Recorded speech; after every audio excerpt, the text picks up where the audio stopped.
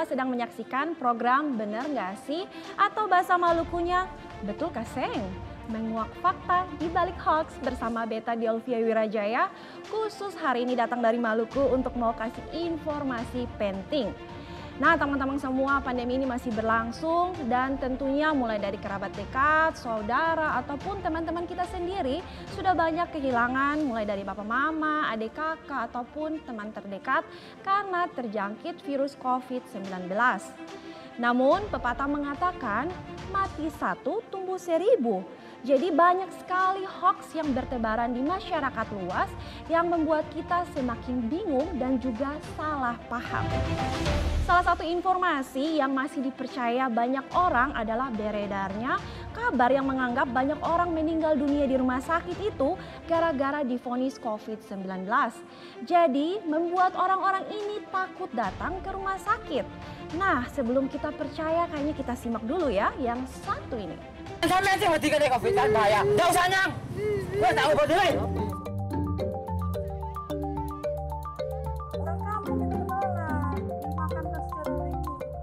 Jangan ke rumah sakit jika tidak ingin di-COVID-kan dan jangan ke rumah sakit karena justru akan meninggal dunia.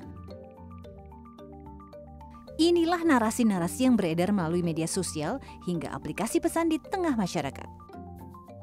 Seperti dikutip dari akun Satgas COVID-19, salah satunya sebuah akun Facebook bernama Sultan Arka yang mengunggah status keanehan soal banyaknya pasien COVID dirawat di rumah sakit justru meninggal dunia. Narasi ajakan agar masyarakat tidak ke rumah sakit karena bakal di-COVID-kan juga beredar di media sosial. Dalam unggahan sebuah akun Facebook disebut ada beberapa penyakit yang bakal divonis COVID-19 agar rumah sakit mendapat dana ratusan juta rupiah dari pemerintah. Tudingan soal rumah sakit meng-COVID-kan pasien sempat membuat sejumlah orang akhirnya menolak jenazah keluarga mereka dimakamkan secara protokol COVID-19. Tak sedikit keluarga pasien yang akhirnya bersitegang dengan pihak rumah sakit karena status COVID-19 sang pasien.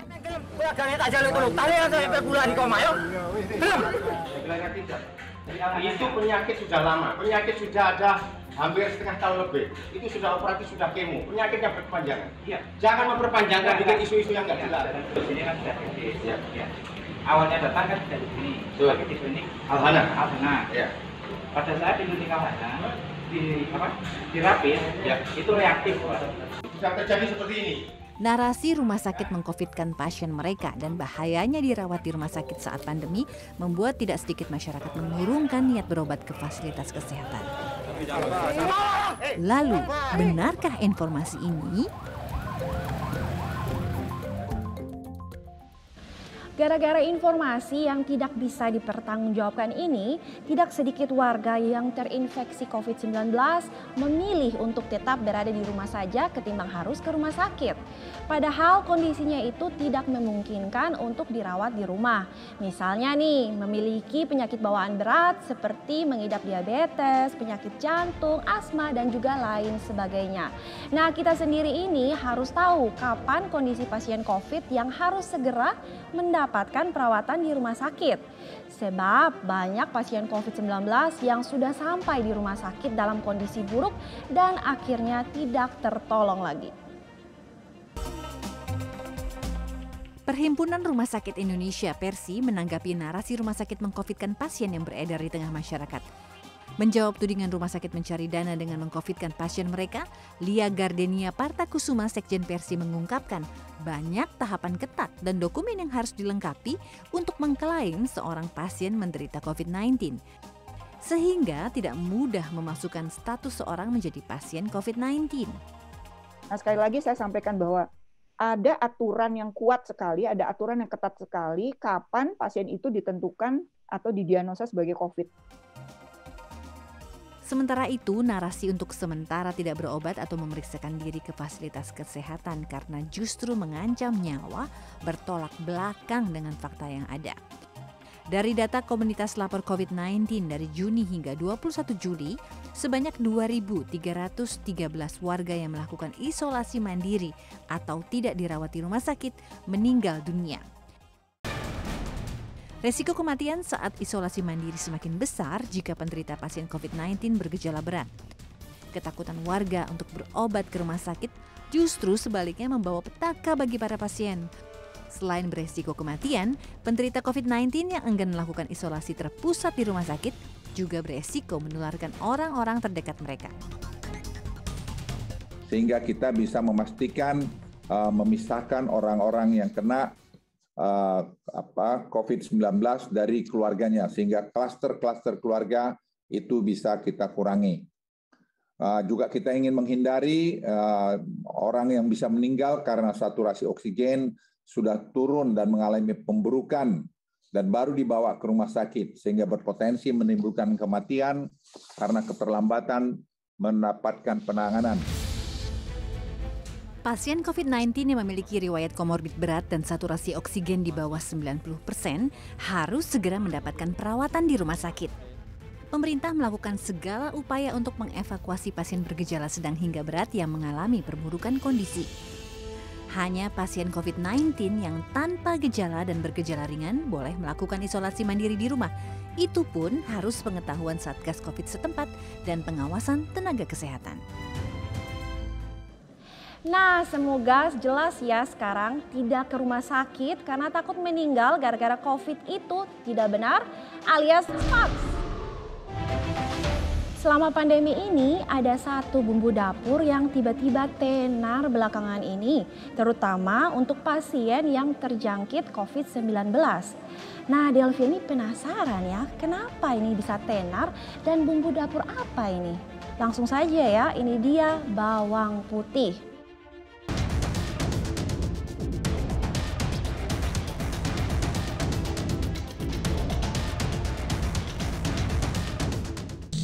Bawang putih bisa menarik cairan dari dalam paru-paru. Inilah narasi yang sempat beredar di tengah masyarakat dengan dilengkapi sebuah video. Dalam video berdurasi 60 detik yang diunggah di media sosial, seorang wanita dan pria memasukkan bawang putih yang telah dikupas kulitnya ke dalam lubang hidung mereka. Setelah menunggu beberapa lama, cairan keluar dari lubang hidung mereka. Video ini lalu dinarasikan sebuah akun Facebook yang menyebut bahwa paru-paru pasien COVID-19 tak mampu memompa oksigen karena paru-paru dipenuhi cairan. Dengan meletakkan bawang putih di lubang hidung selama belasan menit disebut bisa membersihkan paru-paru. Bawang putih memang mengandung sejumlah zat dan nutrisi yang secara ilmiah bermanfaat bagi tubuh. Di antara manfaat bawang putih adalah meningkatkan kekebalan tubuh hingga menurunkan tekanan darah. Namun benarkah bawang putih juga berkhasiat menarik cairan dari dalam paru-paru? Nah, tamang-tamang udah lihat kan ya video bawang putih ampuh menarik cairan keluar dari paru-paru ini beredar luas sekali lewat WhatsApp. Tapi sebenarnya benar nggak sih? Aduh, langsung saja ya nggak pakai lama-lama kita lihat video yang satu ini.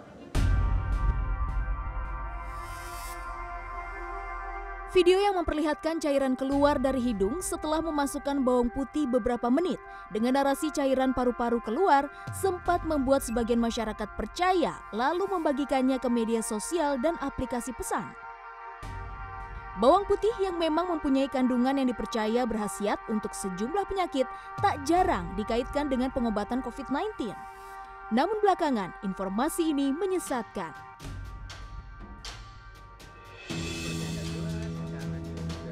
Ahli kesehatan Dr. Al-Ghufron menjelaskan, keluarnya lendir dari hidung merupakan bentuk mekanisme pertahanan tubuh. Bawang putih yang diletakkan di lubang hidung untuk mengeluarkan lendir adalah cara yang salah. Justru karena tubuh kita lagi merasa, wah ada bahaya nih. Ini ada yang nyumbat saluran pernafasan kita nih. Ini ada sesuatu yang sifatnya iritatif nih, bisa bikin iritasi nih. Makanya sebagai mekanisme pertahanan tubuh akhirnya terproduksilah itu tadi lendir-lendir, ingus gitu. Jadi sekali lagi bukan mengeluarkan cairan di paru-paru, tapi malah justru merangsang organ pernafasan kita untuk memproduksi cairan lebih banyak lagi. Tak hanya tidak terbukti secara ilmiah, memasukkan bawang putih ke lubang hidung justru berisiko menimbulkan iritasi. Selain itu, penderita COVID-19 juga berisiko kolaps kekurangan oksigen karena lubang hidung tertutup bawang putih dalam belasan menit. Bagaimana? Oh, ternyata sekarang semua ngerti toh mana yang paling betul dan juga mana yang hoax Jadi jangan sampai percaya dengan hoax. Nah, tahu dong ya kalau misalnya kita itu mau tahu tentang kita terjangkit virus COVID-19 atau tidak, biasanya kita harus tracing menggunakan alat tes swab antigen. Tapi akhir-akhir ini tiba-tiba muncul video yang memperlihatkan alat tes swab antigen ini ditetesi pakai air keran saja, hasilnya itu positif. Aduh, benar nggak sih? Langsung aja kita lihat ya.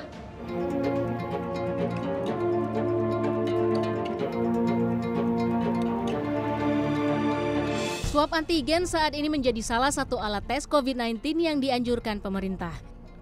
Tes COVID-19 dilakukan sebagai bagian dari proses 3T, yakni testing atau pemeriksaan dini, tracing atau pelacakan, dan treatment atau perawatan bagi yang positif.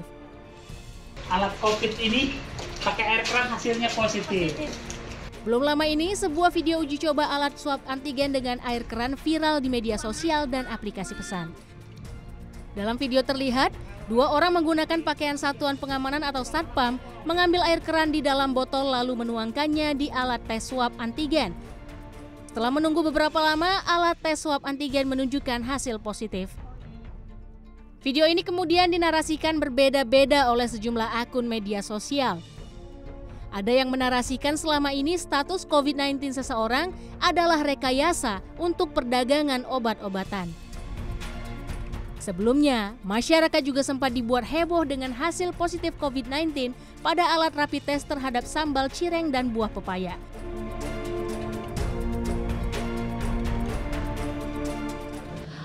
Aduh, ini asli loh, bikin jadi parno kan? Nah, kalau pakai air putih saja bisa positif, jangan-jangan katong semua ini kalau positif COVID itu karena dites pakai kita punya cairan pun langsung positif gitu. Aduh, kayaknya kita tanpa pikir panjang lagi, kita tanya langsung ya ke ahlinya. Kita cek yang satu ini. Kalau positif, gua nggak mau di swab lagi tiap minggu, bohong. Ahli biomolekuler Ahmad Rusdan Utomo menjelaskan, sistem kerja alat swab antigen juga sangat tergantung pada proses kimia spesimen. Air keran bukanlah spesimen yang tepat dan memiliki tingkat keasaman air atau pH yang tidak terkontrol. Sehingga air keran malah merusak sistem buffer pada alat dan memunculkan hasil positif palsu. Ingat saya, air keran itu tidak menurunkan virus, setahu saya. Makanya digunakan cuci tangan, ya kan, untuk cuci muka gitu, tapi bukan sebagai sumber penularan virus. Dan yang berikutnya, air itu kan sebetulnya tidak terkontrol pH-nya. Dan itu kan cara menaruhnya juga menuangkannya juga pasti itu banyak sekali gitu. Jadi itu pasti akan merusak sistem buffer. Jadi dalam alat kesehatan itu ada sistem buffer yang memastikan supaya kondisi kimianya itu selalu stabil sehingga nanti mereka bisa fokus untuk mendeteksi partikel virus yang ada kalau ada partikel virus itu. Tapi kalau keseimbangan buffer tadi itu terganggu, ya kemungkinannya bisa dua, bisa positif palsu, bisa negatif palsu, gitu kan. Dan itu pun juga nanti tidak akan tercatat. Kalau mau eksperimen, ya berarti dengan guru yang benar, gitu ya, dengan peruntukan yang tepat, gitu. Jangan hanya membuat kehebohan yang tidak perlu. Menurut saya seperti itu. Wah, Pak Ahmad, makasih banyak ya penjelasannya. Wah, benar-benar langsung Delvia itu lega sekali. Jadi semuanya jangan pernah takut ya untuk tes antigen. Karena hasil tes antigen dengan air positif itu tidak langsung otomatis membuat semua hasil tes antigen yang menggunakan cairan dari hidung ataupun kerongkongan manusia itu juga otomatis positif. Jadi sekali lagi jangan pernah percaya sama hoax. Semoga seluruh rangkaian informasi yang tadi Beta sudah sampaikan buat teman-teman semua menjadi lebih paham dan sekarang sudah bisa membedakan mana informasi yang benar dan juga tidak benar ya.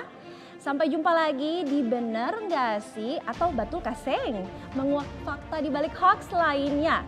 Beta Delvia Wirajaya, sampai jumpa.